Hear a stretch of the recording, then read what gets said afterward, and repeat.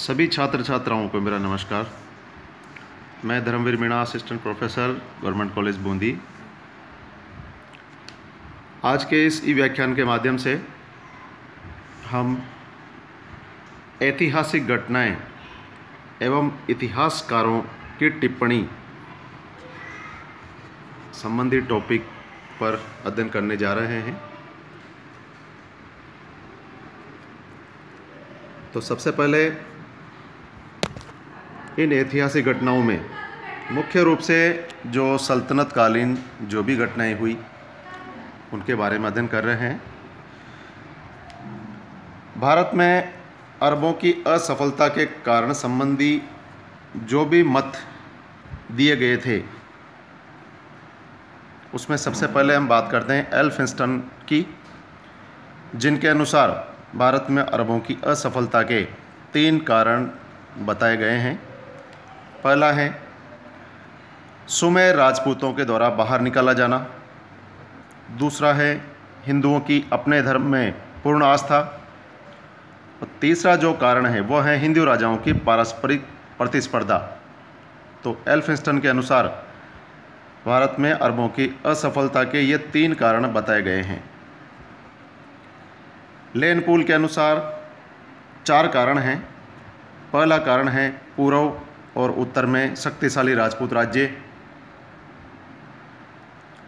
दूसरा जो कारण है पर्याप्त सेना का नहीं होना।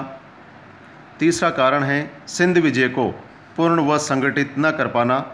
और चौथा जो कारण है वो है सिंध के निर्धन होने के कारण रुचि नहीं लेना। तो भारत में अरबों की असफलता के ये 4 कारण लेन पूल ने बताए हैं। H.G. वेल्स के अनुसार जो कारण है वो है अरबों में विलासिता का आ जाना। उन्होंने अपनी पुस्तक द खलीफाज लॉस्ट हेरिटेज में लिखा है कि इस्लाम अपने मौलिक और जीवनप्रद तत्वों से अलग हो गया। तो इस तरीके का कारण H.G. वेल्स जो इतिहासकार हैं उन्होंने भारत में अरबों की असफलता से संबंधित अपना मत दिया है।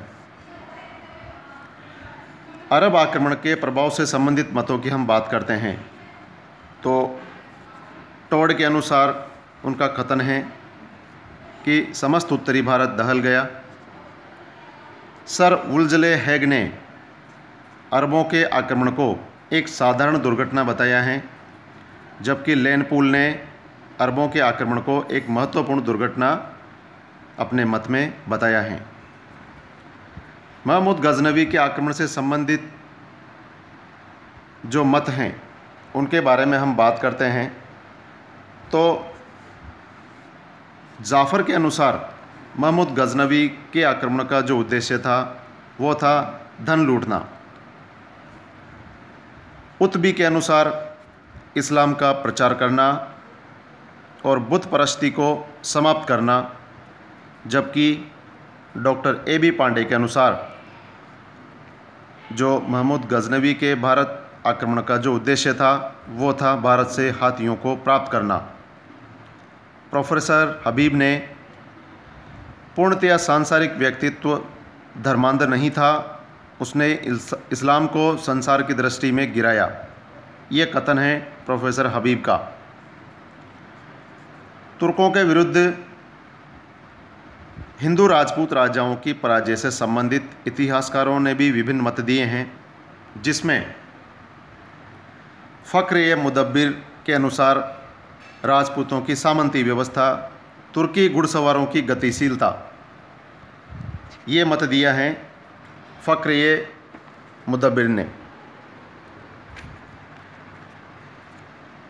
एल्फिंस्टन ने जो बताया है वो कहा है उन्होंने लड़ाकू सैनिक इसका कारण माना है। हसन निज़ामी तथा मिनहाज उस सिराज ने तुर्की विजय को देवी कृपा बताया है। और लेन पूल और विल्सेंट स्मिथ ने तुर्कों का ठंडे प्रदेश का होना, मांसाहारी तथा शक्तिशाली होना, इस तरीके का मत उन्होंने दिया है।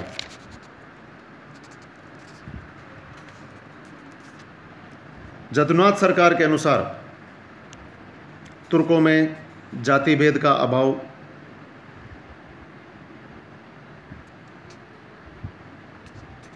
भाग्यवादिता और अल्लाह में विश्वास, नशे से मुक्त होना इसका मुख्य कारण बताया है।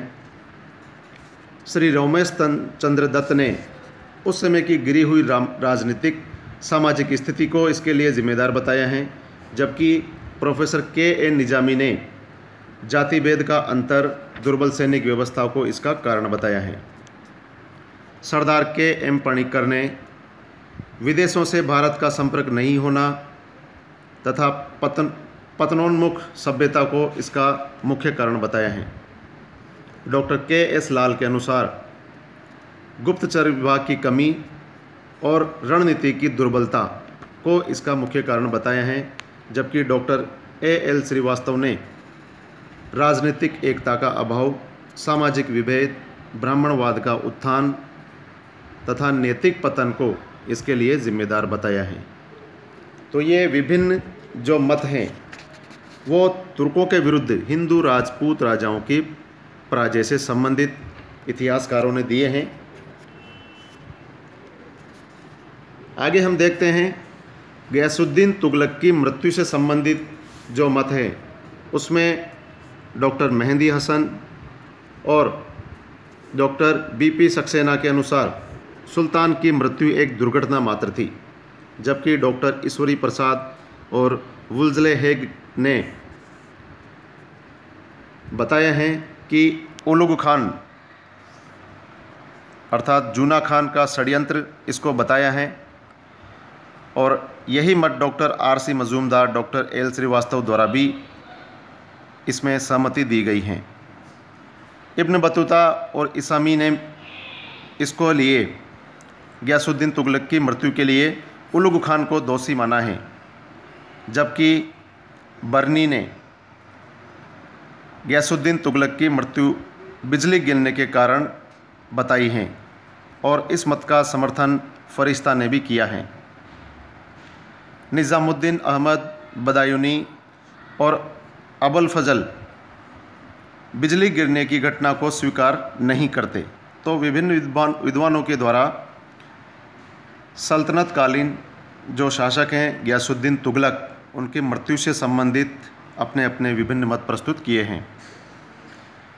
मोहम्मद तुगलक द्वारा राजधानी परिवर्तन से संबंधित विभिन्न विद्वानों ने अलग अलग अपने मत प्रस्तुत किए हैं, जिसमें बर्नी के अनुसार देवगिरी के साम्राज्य के केंद्र में होने के कारण उन्होंने राजधानी परिवर्तन किया, ऐसा मत है बर्नी का।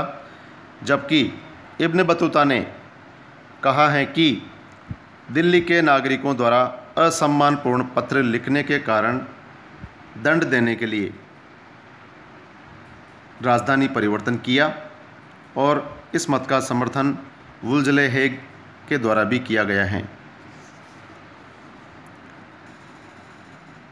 मोहम्मद तुगलक द्वारा राजधानी परिवर्तन को इसामी ने बताया है कि दिल्ली के नागरिकों की शक्ति तोड़ने के लिए, इस कारण उन्होंने राजधानी परिवर्तन किया।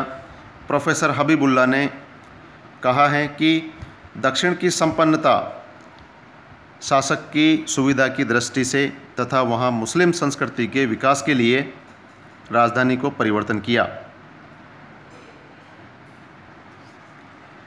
Doctor AL. श्रीवास्तव ने जो मत दिया है राजधानी परिवर्तन का, वो दिया है मंगोल आक्रमण से सुरक्षा और दक्षिण भारत में दृढ़ व्यवस्था की आवश्यकता के कारण दिल्ली को राजधानी को स्थानांतरित किया गया मोहम्मद तुगलक के द्वारा देवगिरी में।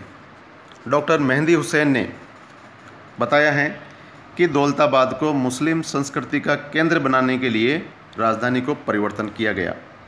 तो इस तरीके से विभिन्न विद्वानों ने राजधानी परिवर्तन से संबंधित अपने विभिन्न मत प्रस्तुत किए हैं। मोहम्मद तुगलक द्वारा दोआब में कर वर्दी से संबंधित जो मत हैं वो भी विभिन्न विद्वानों ने अलग अलग तरीके से प्रस्तुत किए हैं, जिसमें बर्नी के अनुसार कर वृद्धि 10 या 20 गुना अधिक, ये मत दिया है बर्नी ने, जबकि गार्डनर ब्राउन के अनुसार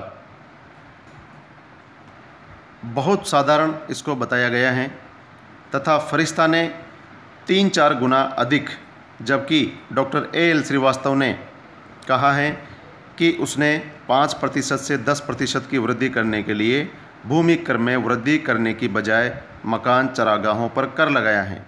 ऐसा मत है डॉक्टर A.L. श्रीवास्तव का मोहम्मद तुगलक के द्वारा दोआब क्षेत्र में जो कर में जो वृद्धि की गई उससे संबंधित। आगे हम देखते हैं मोहम्मद तुगलक द्वारा जारी सांकेतिक मुद्रा से संबंधित जो मत हैं वो हैं, सुल्तान ने चांदी के सिक्के चलाए,